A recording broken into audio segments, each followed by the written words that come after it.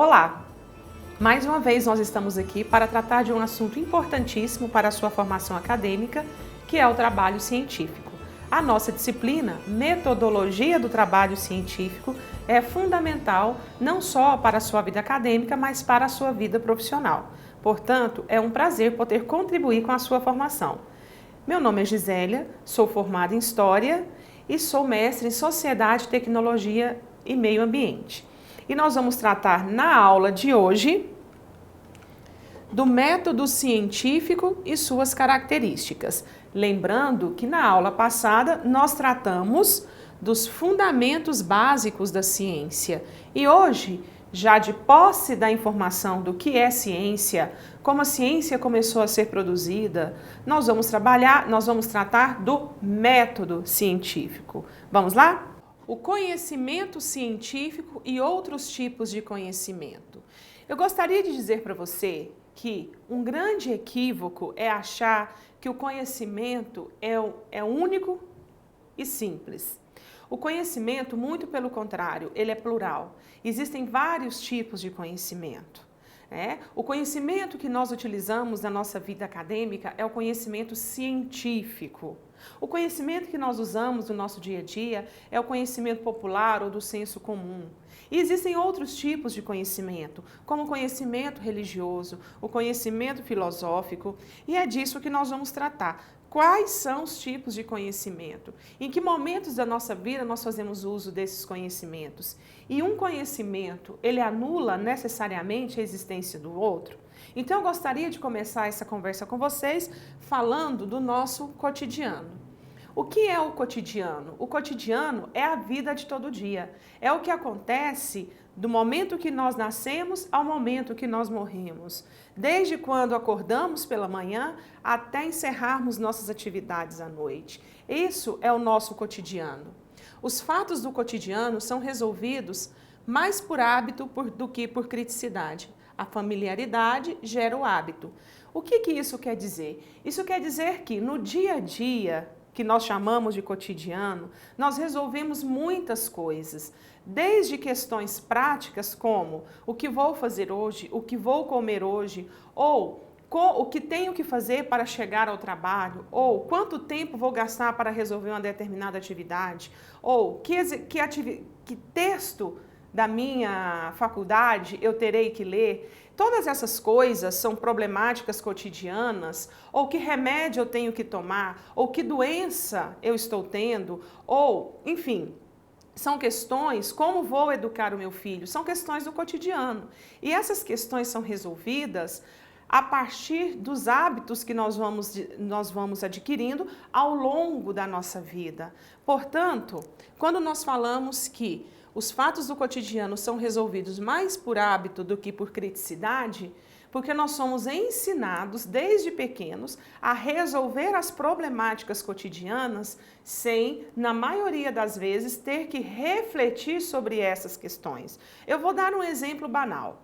Quando uma dona de casa vai cozinhar um ovo e coloca numa panela de alumínio, o ovo, a água e um pedacinho de limão para que o alumínio não escureça, essa dona de casa, ela não sabe, na maioria das vezes, o porquê que o limão impede que o alumínio fique escuro.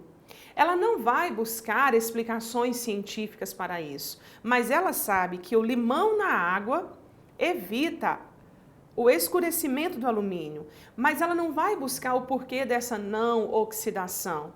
E ela faz isso baseado nos costumes, na tradição que é passada de vó para mãe, de mãe para filho. E é assim todos os dias de nossa vida, A maioria das coisas são solucionadas sem termos que refletir necessariamente sobre essas coisas, E aí, essa familiaridade com a resolução dos problemas acaba criando em nós hábitos. Bom, criticidade. O que é criticidade? Criticidade é o grau de importância que um requisito, módulo ou erro possui no sistema, é a qualidade do que é crítico. E a criticidade, ela exige do indivíduo um raciocínio, uma reflexão. E o cotidiano nem sempre, No cotidiano, nem sempre nós iremos usar dessa criticidade. Os atos são automáticos e não reflexivos, né? Eu sei que certas atitudes vão me deixar doente. Eu sei que certas ações podem colocar minha vida em risco. E eu tomo certas atitudes baseadas nesses atos não reflexivos. Muitas vezes, mais por instinto e hábito do que necessariamente por reflexão. O cotidiano é fragmentado e caótico. Nós não enxergamos o nosso cotidiano de forma ampla e geral. Nós agimos segundo a necessidade vai sendo apresentada. Julgamos as exigências do dia a dia de acordo com a imediatez e não enxergamos a devida conexão entre os fatos. Como eu disse para vocês, conforme as coisas, as situações, os problemas vão aparecendo, nós vamos buscando, baseado no hábito, baseado no costume, as soluções de forma imediata, de forma fragmentada.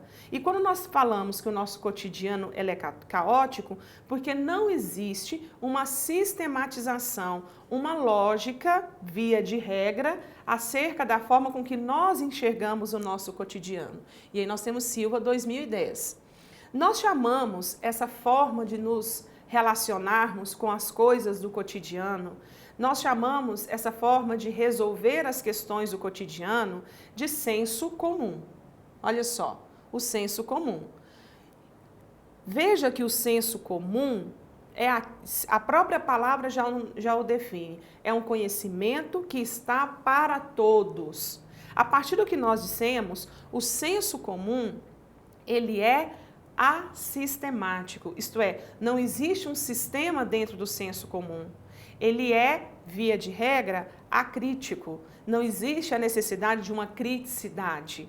Tá? Então, o conhecimento do senso comum, ele é um conhecimento mais baseado no hábito, no costume, a parte do cotidiano, do que qualquer outra coisa. Portanto, o senso comum, ele não instrumentaliza o homem para conhecer profundamente os fenômenos.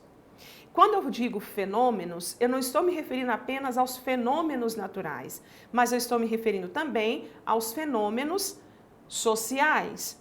Vamos dar um exemplo? Quando uma determinada região, um determinado bairro que foi construído, né, na encosta de um morro.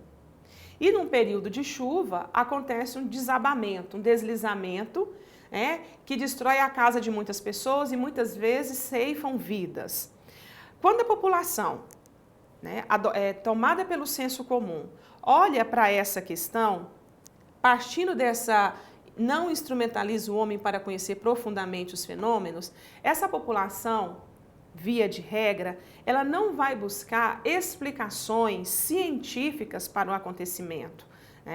Muitas vezes, tomado pelo senso comum, eu chego a um outro tipo de conhecimento que é o conhecimento religioso. Não é comum as pessoas atribuírem esse tipo de desastre ou esse fenômeno a Deus. Porque Deus quis que isso acontecesse. Então, o senso comum, ele não instrumentaliza o homem para conhecer os fenômenos. Então, a pessoa, numa situação como essa, de deslizamento, e da derrubada de casas numa encosta, ela não vai procurar causas geológicas, causas naturais, causas sociais e políticas, A falta de investimento público no sistema habitacional, por exemplo, a má distribuição do espaço urbano. Então, o senso comum, ele não nos permite chegar a esse grau de criticidade. Depois, ele não possibilita ao indivíduo, de modo eficaz, transformar essa realidade, porque eu não possuo condições críticas para pensar um determinado fenômeno de forma sistemática, objetiva e investigativa. E se eu não analiso a realidade ou um fenômeno dessa forma, eu não consigo me posicionar e tomar decisões baseadas numa análise crítica. Depois, o senso comum não possibilita controlar os fenômenos adequadamente. O senso comum não dá condições para o indivíduo controlar, fenômenos sociais, naturais, de forma adequada. Um exemplo é uma tsunami. Se eu olho para o fenômeno que é a tsunami, a partir do senso comum, eu não consigo, tá, me prevenir ou criar um esquema de prevenção para que a população, diante de uma situação como a de um tsunami, tenha vidas e bens materiais preservados. Agora, ao contrário do senso comum, quando eu olho para um fenômeno a partir do senso crítico, ou quando eu uso conhecimento científico, aí sim eu posso intervir e tentar controlar os fenômenos de forma adequada. Exemplo, a visão que muitos europeus tinham do Oceano Atlântico. Você, estudante de história, deve saber que antes, ou até no contexto das grandes navegações, o Oceano Atlântico era chamado por muitos de o Mar Tenebroso.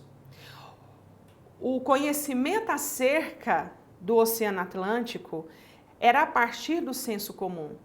As pessoas julgavam, olhavam para o oceano como mar tenebroso a partir de relatos, de histórias que iam sendo passadas de geração em geração.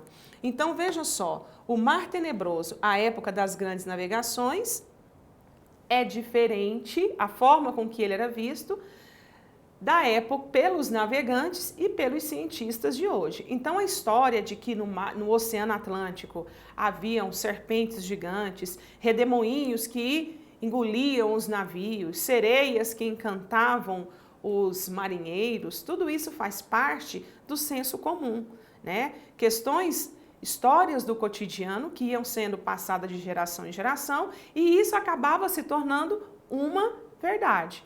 Então, a visão dos europeus sobre o Oceano Atlântico até as grandes navegações é um bom exemplo de como se constrói o senso comum em torno de um determinado fenômeno. Vamos continuar? A ciência, e aí você pode perguntar, mas em que momento então nasce esse conhecimento científico? Em que momento a ciência começa a se formar? E aí eu digo para você, a ciência ou conhecimento científico, ou você ainda pode fazer uma outra pergunta. Então, o conhecimento científico, esse conhecimento que a academia, que a universidade nos mostra, nos traz e nos ensina, esse conhecimento, portanto, ele invalida esse conhecimento do senso comum? Então, o conhecimento do senso comum não tem importância? Não é isso. O senso comum, ele é muito importante, mesmo porque, se não fosse o senso comum, nós estaríamos expostos a todo e qualquer tipo de perigo. É o senso comum, via de regra, o primeiro tipo de conhecimento que nós adquirimos. E é esse conhecimento popular ou do senso comum que nos habilita a viver nesse mundo. E ele é muito importante, mesmo porque é no cotidiano onde está o conhecimento popular ou conhecimento do senso comum, que a ciência brota. A ciência, portanto, ela parte do cotidiano. É a partir dos fenômenos do dia a dia que nós começamos a pensar de forma científica, porque são os problemas que brotam no nosso cotidiano que leva cientistas à busca de soluções. São as problemáticas do dia a dia, são as problemáticas do cotidiano que motiva a pesquisa científica. E é depois que essa ciência foi produzida, para o cotidiano que esse conhecimento volta. Então, quando nós falamos de senso comum, nós estamos falando do conhecimento do cotidiano, o conhecimento do hábito, do costume, que na maioria das vezes é passado de geração em geração de forma oral. Por outro lado, é a partir desse cotidiano que nasce o conhecimento científico. E, num determinado momento, como nós vamos ver mais adiante, esse conhecimento científico ele se desmembra do cotidiano, mas no final é para o cotidiano que ele volta. Vamos lá então? Quais são as semelhanças, ou qual a semelhança básica entre o senso comum, que é esse conhecimento do todo dia, do cotidiano, E o conhecimento científico, que é aquele conhecimento sistemático, objetivo, tá? Primeira coisa, ambos partem do cotidiano. É no cotidiano, é no nosso dia a dia que o conhecimento do senso comum ou popular e o conhecimento científico nascem. Vamos dar um exemplo? A busca pela cura de uma doença como a AIDS, né? AIDS é uma doença que afeta as pessoas ou a humanidade no seu dia a dia. E na tentativa de resolver esse problema que é a AIDS, né, é que o cientista vai em busca de soluções.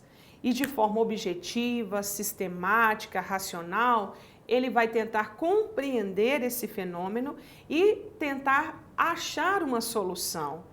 Então, quando eu digo para vocês que ambos partem do cotidiano, é porque é na problemática do dia a dia que o conhecimento do senso comum e o conhecimento científico nascem, brotam.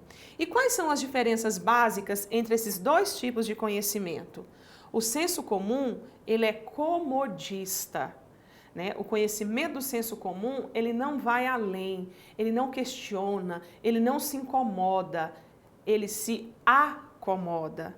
Ao contrário, o conhecimento científico, ele questiona e ele problematiza. O conhecimento científico, ele não se dá por satisfeito com a primeira, com a segunda resposta. Ele quer conhecer outras possibilidades. E o conhecimento científico, ele vai em busca de problematizações. Por quê? Todas as vezes que eu problematizo, a partir do conhecimento científico, eu me motivo a ir em busca de soluções. E na busca por essas soluções, pela solução dessa problematização, é que eu produzo a ciência. O processo de construção do conhecimento científico é o que se diferencia do conhecimento do senso comum. O que isso quer dizer? Que os dois conhecimentos, o do senso comum e o conhecimento científico, têm o mesmo ponto de partida, que é a realidade, que é o cotidiano.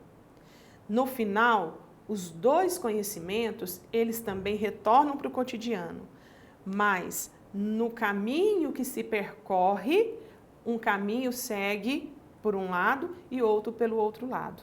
Só no final que os dois vão se encontrar, ok? Continuando. O processo de construção do conhecimento científico. Quem faz ciência é o pesquisador. Não existe produção científica, não existe nenhum tipo de produção do conhecimento sem pesquisa. Toda produção de conhecimento científico, ela parte da pesquisa. E quem realiza a pesquisa é o cientista que nós chamamos de pesquisador. E essa pessoa do pesquisador não aceita os fenômenos assim como eles se apresentam. Esse pesquisador, ele é inconformado. Ele sempre está em busca do porquê das coisas. Ele sempre levanta uma dúvida. Vamos dar um exemplo? Um remédio para o câncer, né? Nesse momento, um determinado remédio, ele é apresentado como sendo o melhor remédio para um determinado tipo de câncer. Perante o conhecimento científico, né, ou um pesquisador, de posse desse conhecimento científico, ele duvida. E é essa dúvida, é essa inquietação que nós colocamos, esse levantamento de dúvida é que o leva a buscar a resposta para, será que de fato esse é o melhor remédio para esse tipo de câncer? E aí ele começa a levantar o que nós chamamos de hipóteses. Será que não existe outras possibilidades? Será que não existe uma outra substância mais eficaz no tratamento de um determinado tipo de câncer do que essa? E essa inquietação é que leva o cientista ou o pesquisador a produzir o conhecimento científico que nós chamamos de ciência. Ele investiga os fatos, ele não aceita as respostas prontas e acabadas. Ele vai em busca das verdades, mesmo que essas verdades sejam provisórias. Ele decompõe o objeto para estudá-lo. Então, quando eu vou buscar um remédio eficaz e eficiente na cura de um determinado câncer, eu vou decompor o meu objeto, que é a doença e o remédio, para ir em busca de algo que eu acredito que seja o melhor, que seja verdade, tá? Ele procura as relações que tal objeto mantém com outros fenômenos. Ele elabora a base conceitual, significa que ao levantar a problematização, a criar hipóteses, ao decompor o meu objeto de estudo, eu vou criando uma base conceitual. Ou seja, vejam comigo, crie uma teoria do objeto. O conceito e a teoria são resultado final do processo investigativo. Então, o pesquisador é aquele que dedica um tempo de sua vida à busca exaustiva, tá, de uma solução para uma determinada problematização. E as pré-noções ou hipóteses levantadas pelo pesquisador no momento em que ele se incomoda e problematiza, né, é o início da investigação. E essas investigações, ao final do processo, elas serão ou comprovadas ou refutadas. Depois de um estudo sistemático, objetivo, racional, né, sobre qual é o melhor tratamento, o melhor remédio para um determinado tipo de câncer, por exemplo, o pesquisador ele vai comprovar ou refutar as suas hipóteses. O pesquisador, portanto, é o indivíduo que salta do conhecimento do senso comum para o conhecimento científico, por meio da pesquisa. Segundo Silva, o percurso de retorno, pois, da teoria, que é o concreto, pensado. O que é o concreto? É o nosso cotidiano, são os fenômenos tais quais eles são nos apresentados, para a prática, que é o nosso cotidiano. Vejam de novo, o percurso de retorno da teoria para a prática. Lembrem-se, eu disse que o conhecimento científico, ele parte do cotidiano. Aí ele segue um processo, um caminho de problematização, de levantamento de hipóteses. Aí é todo um trabalho investigativo, até que eu confirme ou refute essas hipóteses. Depois disso, eu retorno para a prática, que é o cotidiano. Faz com que enxerguemos os fatos que nos cercam com maior precisão.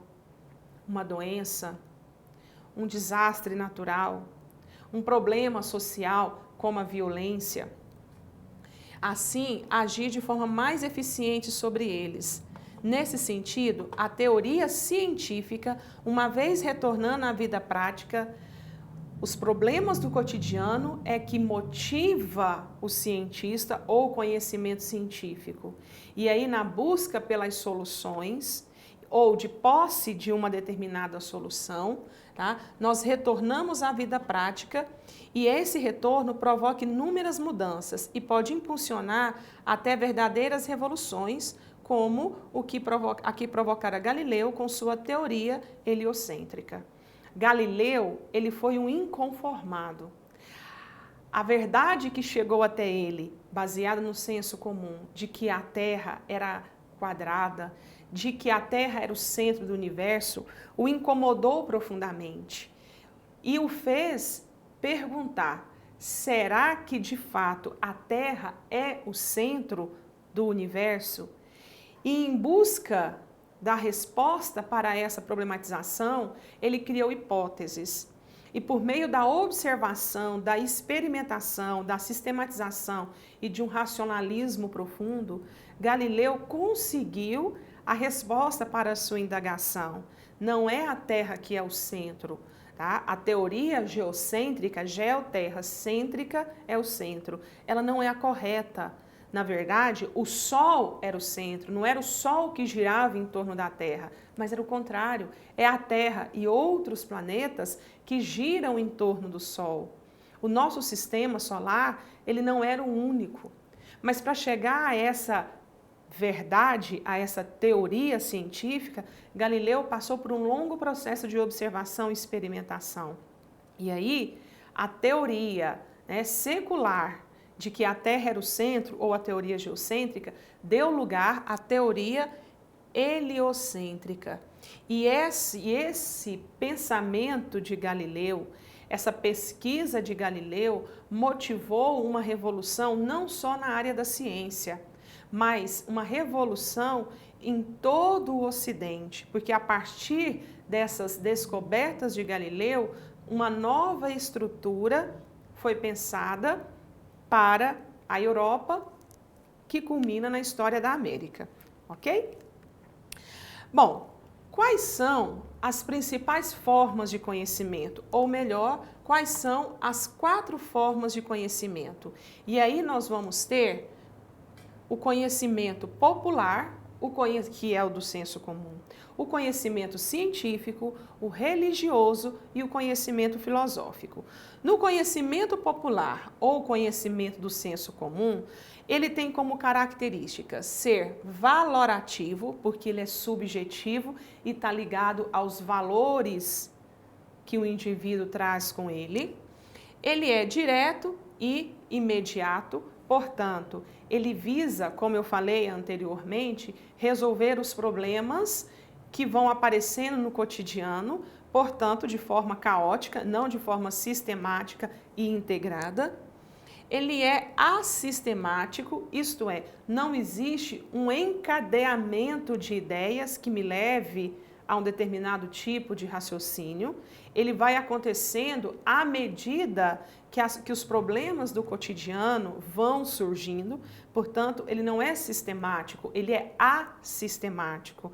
Ele não é pensado de antemão, ele é pensado à medida que as situações do cotidiano vão exigindo do indivíduo tomada de decisões, de posicionamentos, portanto, ele é caótico. Ele é verificável e ele é falível. Já o conhecimento teológico, ou o que nós chamamos também, podemos chamar de conhecimento religioso, tá? A própria palavra já o vai definir. É aquele que está baseado em uma determinada religião. Esse conhecimento teológico, lembrando que a palavra teo vem de Deus, lógico, estudo. Então, esse conhecimento religioso, ele é valorativo, assim como o do senso comum. Ele está ligado aos valores que o indivíduo traz com ele.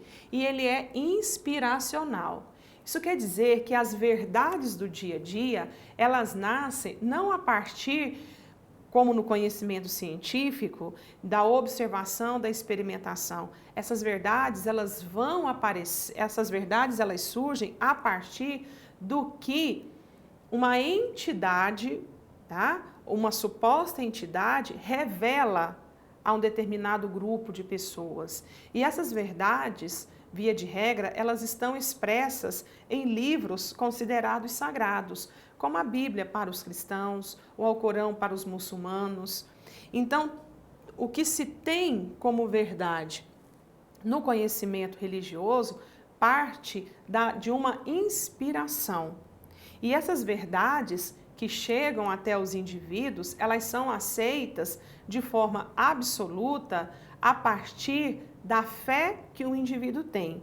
Como, por exemplo, a criação do mundo na perspectiva judaica cristã. A criação do mundo se dá a partir do mito criador que está presente em Gênesis. Então, quando nós, dentro de um conhecimento teológico religioso, queremos explicar a origem do homem, nós vamos chegar ao Gênesis, a história de Adão e Eva.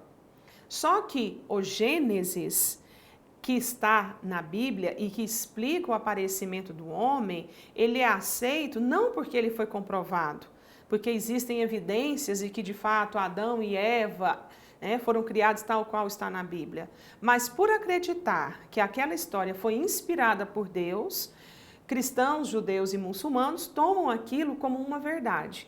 Então, uma característica fundamental do conhecimento teológico é essa inspiração no que tange à construção da verdade acerca das coisas.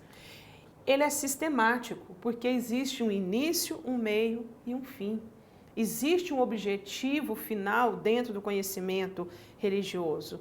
No caso do cristianismo, é a redenção, é a salvação, né? É a ressurreição dos justos. Então, ele é sistemático, ele é pensado de antemão. Quando numa determinada igreja, um padre, um pastor, começa a expor esse conhecimento de antemão, ele já foi pensado, ele já foi trabalhado até chegar aos fiéis. E ele não é verificável, porque ele é verdade absoluta. Então, quando a partir do conhecimento religioso, se apresenta uma determinada explicação para a realidade, para um fenômeno, essa verdade ela é encarada pelo indivíduo que está de posse desse conhecimento como sendo algo pronto e definitivo. Não se questiona as verdades da religião. Por isso que nós dissemos que ele não é um conhecimento verificável, ao contrário do conhecimento científico, que parte de uma dúvida, tá? E as verdades, elas são provisórias. Na religião, as verdades, elas são definitivas. Já o conhecimento filosófico, que nasce com os gregos, por volta, né? O auge do pensamento filosófico está lá no século V, ou século de Péricles, que é o século áureo na Grécia. É um conhecimento que vai dar origem ao conhecimento científico. Só que esse conhecimento, primeiro, ele também é valorativo, mas ele é também sistemático. Aí você diz, então, o conhecimento filosófico, por ser racional, por ser sistemático, ele é como conhecimento científico? Não. Existem alguns pontos em comum, como a sistematização. Entretanto, o conhecimento filosófico, ele não é verificável e ele é considerado infalível, porque o objetivo do conhecimento filosófico é diferente do conhecimento científico. No conhecimento filosófico, eu não tenho como buscar a verificação, porque, via de regra, ele acontece no mundo metafísico. E não existe por parte do filósofo a necessidade de comprovação baseada na observação e na experiência de seus pressupostos. Além do mais, ele é considerado infalível. Ele é infalível porque ele está onde? No campo metafísico ou no campo das ideias. E o conhecimento científico? O conhecimento científico, que é esse conhecimento construído na universidade, ele é um conhecimento, primeiro, real, porque ele parte dos fatos.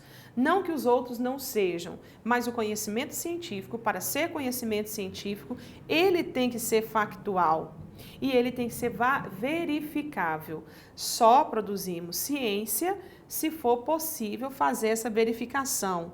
Então, eu parto de uma realidade empírica, de uma realidade que eu possa fazer a observação. Ele é metódico, ele não é imediato como conhecimento baseado no senso comum, que nasce à medida em que os problemas vão surgindo no conhecimento. E ele não é espontâneo, ele é pensado de forma sistemática. Acompanhe aqui comigo. Pesquisa do objeto investigado, relaciona tais dados em tabelas, descreve-os, analisa-os, elabora teorias. E quando eu digo que ele é falível, é porque ele se aproxima da exatidão. Porque se o conhecimento científico trabalhar com verdades absolutas, ele deixa de ser conhecimento científico e passa a ser caracterizado como um conhecimento religioso. Tá? Agora, o método científico. O método é o caminho. Tá? Quando eu digo método, é o caminho que eu chego para construir um determinado conhecimento, para construir uma determinada teoria. É o caminho. A própria palavra metodologia significa o conjunto dos métodos ou o conjunto dos caminhos. Esse método científico que nós estamos nos referindo desde o início da aula, ele nasce no período da Renascença ou do Renascimento científico. E são nos séculos 17 e 18, num período chamado período médico-químico, que esse conhecimento se consolida como como conhecimento científico, porque é nesse período que nasce os pressupostos do conhecimento científico.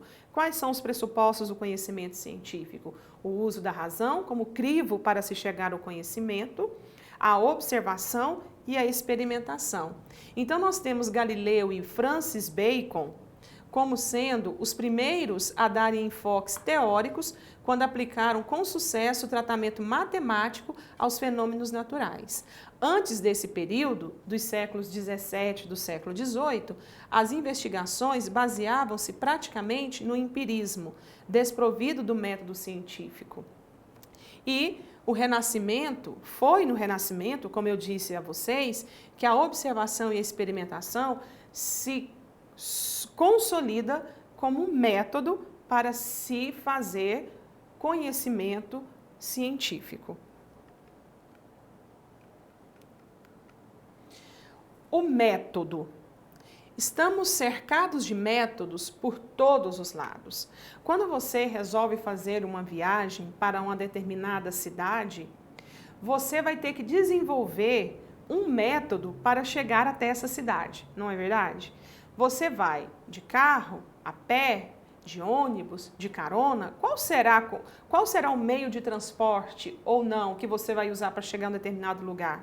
O sapato que eu vou usar de manhã, qual sapato eu vou usar? Como eu vou amarrar esse sapato? Se ele é de cadarço, qual vai ser a técnica que eu vou usar? Então nós estamos cercados das mínimas coisas às grandes coisas, a métodos. E esses métodos acabam sendo caminhos para se chegar a um determinado fim. Quando você se propôs a fazer um curso superior, você teve que desenvolver métodos, desde o método para entrar na universidade, até métodos como o método, a melhor maneira de se estudar, a melhor maneira para se organizar, para organizar o seu tempo. Por quê? Porque é o método, isto é esse caminho que vai me ajudar, te ajudar a chegar a um determinado fim. Quando nós não utilizamos um método eficaz para resolver uma determinada coisa, nós perdemos muito tempo. Vamos dar um exemplo, né? Eu quero viajar para o litoral e eu tenho que desenvolver um método para chegar ao litoral. Se eu disponho de pouco tempo para ficar lá no litoral e adoto como método para chegar até a praia uma ida de ônibus, o tempo que eu vou ter para desfrutar, né, do mar vai ser muito pequeno, porque o meu método não se adequou ao tempo que eu precisava ter. Então, qual deveria ter sido o método mais eficiente? Uma viagem de avião, por exemplo? Então, eu tenho que tomar cuidado com o método que eu escolho para resolver as coisas do dia a dia. Se eu faço uma viagem a uma cidade histórica como Pirenópolis ou a cidade de Goiás e uso um salto, né, um sapato desconfortável, o meu objetivo, que é aproveitar a cidade, conhecer a arquitetura, conhecer as ruas de paralelepípedo, não vai ser alcançado, porque o sapato que eu escolhi, o método que eu escolhi, não se adequa às necessidades das ruas de paralelepípedo, lá de Pirenópolis ou da cidade de Goiás. Então, a escolha do método, né, para a solução de um problema é importantíssimo para que esse problema seja resolvido de forma eficaz e eficiente. Então, veja, quando o método deixa de ser aplicado ou quando ele é aplicado de forma ineficiente, o objetivo que eu tenho, ele não será atingido. Ou, se for atingido, será atingido não de forma completa, né? Vai ser atingido de forma não satisfatória, ou vai exigir de mim um tempo e uma energia muito grande.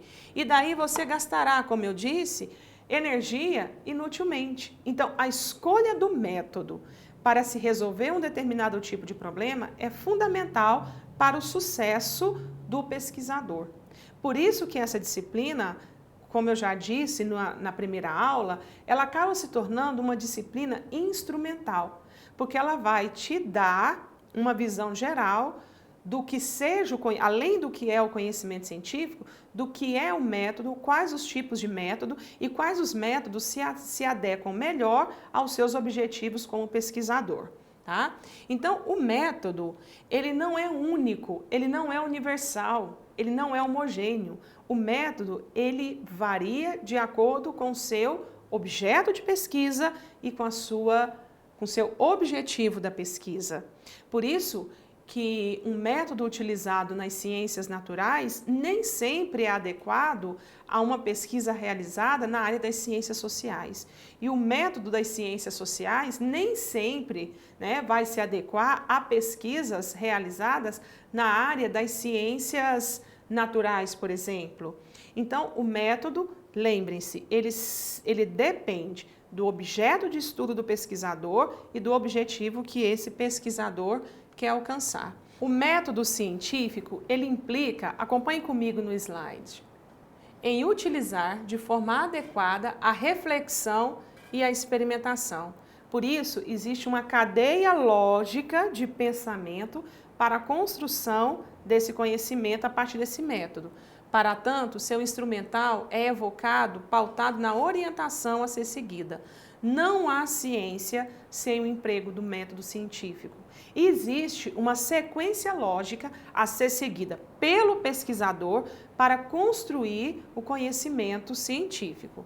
Segundo Lakatos e Marconi, o método científico alcança seus objetivos de forma científica quando cumpre ou se propõe a cumprir determinadas etapas. Essas etapas, que nós falaremos na próxima aula de forma mais detalhada, é o caminho para a construção do conhecimento científico.